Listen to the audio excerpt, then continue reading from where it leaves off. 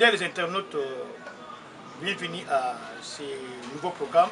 Nouveau programme principal TV que vous suivrez dès aujourd'hui. Et là-dedans, vous avez beaucoup de rubriques. Nous aurons Énergie matinale. Énergie matinale, c'est un micro-programme qui aura pour objectif vous motiver chaque matin. Chaque matin pour que partout où vous trouvez à travers le monde, à travers les pays, notre très cher beau pays, que vous soyez à mesure de vous prendre en charge. Mais pour aujourd'hui, nous abordons une question si simple. La question que nous abordons aujourd'hui, c'est déterminisme, c'est la détermination. Est-ce que doit-on toujours être là à attendre? Certains l'ont dit, journaliste, la main tendue.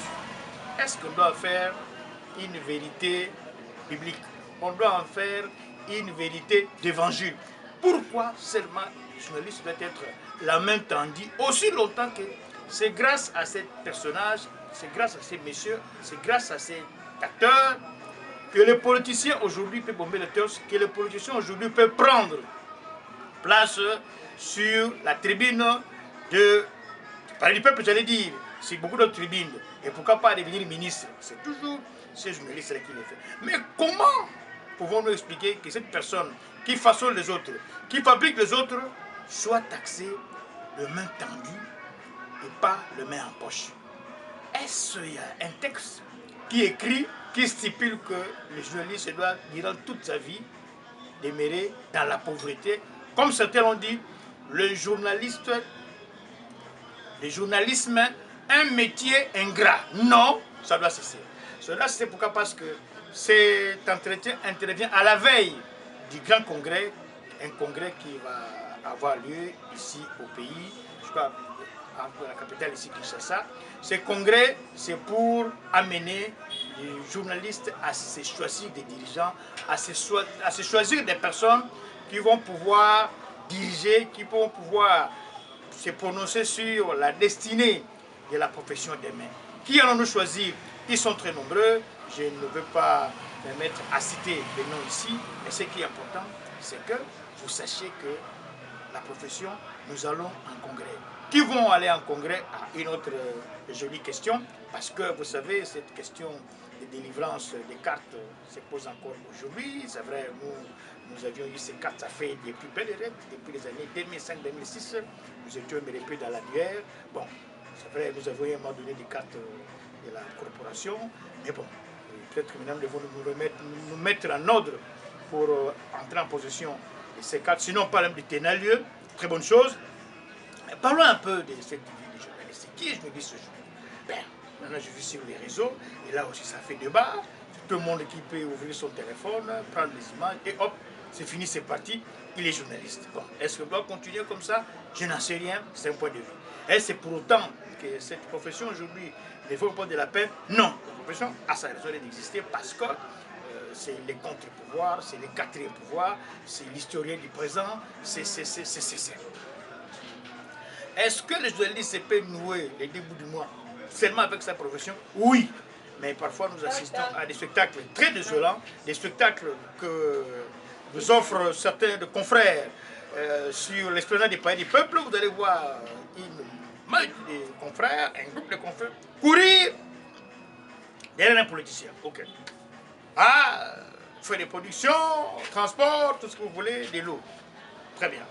Mais ces messieurs-là qui sollicitent de l'eau, ces messieurs-là qui sollicitent les transports, qui, par ses efforts, par son travail, c'est lui qui a sorti petit billet vert de sa poche. Souvent, ce sont des billets verts comme ça qu'on sort, un billet de 100 $, des 20, 30 confrères, bon, on se partage, transport, qui 10 000 francs, qui d'autres 5 000 francs, et voilà. Mais ceux-là sont appelés à diffuser l'image de ces politiciens qui a tiré 100 $ de sa poche. Et demain, élection du bureau, il passe, bon, vous savez comment ça se passe, il change de voiture, mais la personne qui l'a aidé à changer de voiture, lui est toujours dans cette affaire de main tendue, de main en poche. Doit-on continuer à vivre comme ça? Non.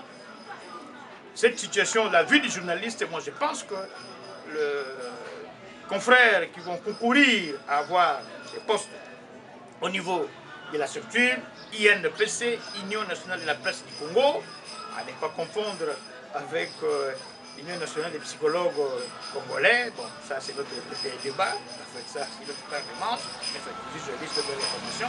Donc voilà un peu, fidèles internautes, ça c'est comme on dit la piste à l'oreille, on a mis un peu de sel sur votre langue pour que nous réfléchissions profession.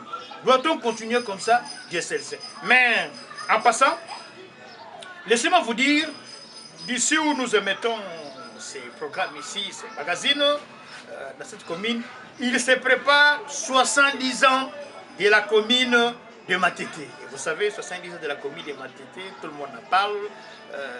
Bon, les esprits sont déjà mis en marche. CELDEM, communauté locale de base, notre Mouta Koudia s'active, les bourgmestres et d'autres personnalités, je me réserve de citer les noms, enfin, je vais me citer les noms.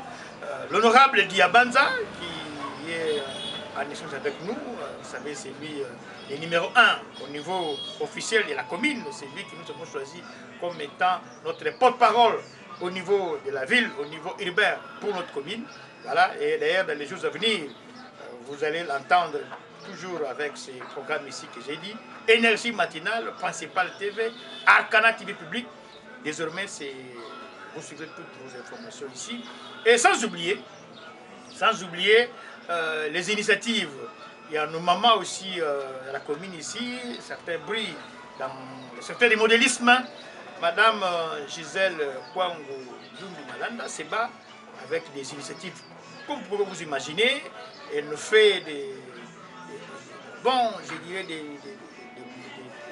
exploits terribles en matière de modélisme, de stylisme, de décoration. Bref, il vient d'acquérir une machine de broderie. Vous découvrez avec le temps, il nous fait des histoires incroyables. Aujourd'hui, c'était un petit pas. Grand merci, fidèles internautes, qui nous avez pris au vol aujourd'hui. C'était juste question de poser les valises, les jalons. Maintenant, là, l'avion qui était en plein taxi va pouvoir décoller et nous entrerons en profondeur. Comme je l'ai dit, nous parlerons profession, nous parlerons 70 ans de la commune de Matete. Les Matetois s'expriment, les Matetois vont s'exprimer à travers ces 70 ans. Bon, nous avons des personnalités ici, somme ceux qui dans celui-là, qui viennent d'inaugurer son imposant immeuble. Vous avez eu les loisirs d'inaugurer, de modérer la cérémonie. Ben voilà, tout ça sont des éléments. Bon voilà, un privé, un homme d'affaires qui arrive à mettre à la disposition de la commune des installations comme je citais. Mais la commune elle-même, 70 ans, est-ce qu'on peut compter ici des œuvres de la commune? Que voilà, ces bâtiments ici, cette œuvre publique, c'est l'initiative de la commune, c'est l'œuvre de la commune. Et c'est ça on en trouve. C'est vrai, les bureaux du quartier, c'est la coopération belgo-congolaise. Ce sont des Belges qui ont mis la main à la pâte. Nous avons aussi différents bureaux du quartier. D'ailleurs, il y a un bureau du quartier ici, à côté des pommes à tête là-bas.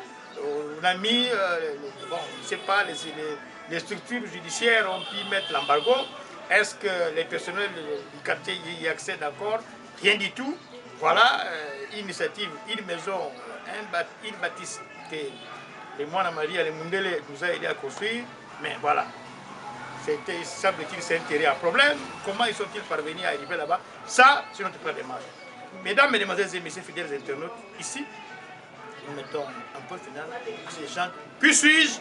Je suis M. José Doubi, comme je vous ai dit, désormais, nous aurons en entretien avec vous sur ces questions de la profession d'abord. Les journalistes, les chauffeurs, donc toutes les professions auront chacune sa part dans ces magazines.